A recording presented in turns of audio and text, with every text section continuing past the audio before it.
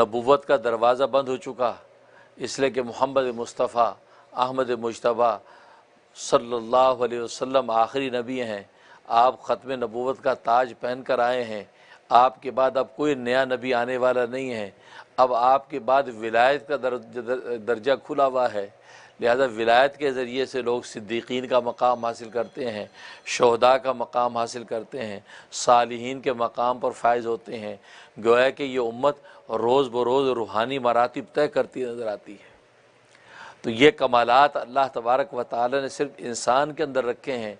Even है कि मलाइका के अंदर भी ये कमाल नहीं है, क्योंकि मलाइका को रूहानियत का जो मकाम अल्लाह तबारक व तआला ने मुतय्यन कर दिया है, उस मकाम से वो आगे नहीं बढ़ सकते।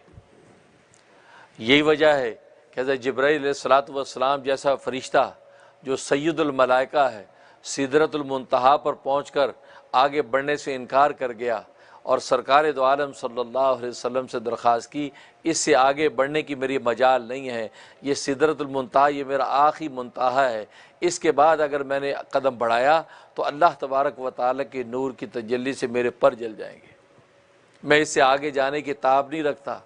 तो देखिए फरिश्ते की परवाज़ भी थम गई, उससे आगे कौन गया? बशर गया, इंसान गया। इंसान को अल्लाह तबारक व तआला ने वो मादी और रूहानी मरातिब अता किए कि वो सिदरत मुंतहा को अबूर करके मकाम शरीफुल अक़लाम तक पहुँचा, कि जहाँ पर लौह महफूज के कलम लिखते थे, उन लिखने की आवाज़ सरकार दो आलम ने सुनी थी। उससे फिर ऊपर बुलंद हुए तो आप अर्श मुअल्ला तक पहुँचे हैं, यहाँ तक कि मकाम अहदियत पर पहुँच कर अल्लाह तबारक व तआला से हम कलाम हुए।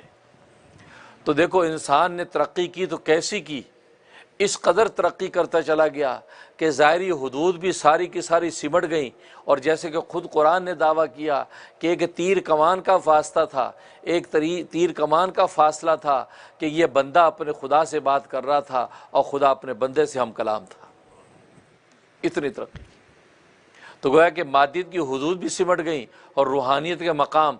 तो ये इंसान को अल्लाह तबारक व तआला ने ये कमाल अता किया है, मलाइका को भी ये कमाल हासिल नहीं है।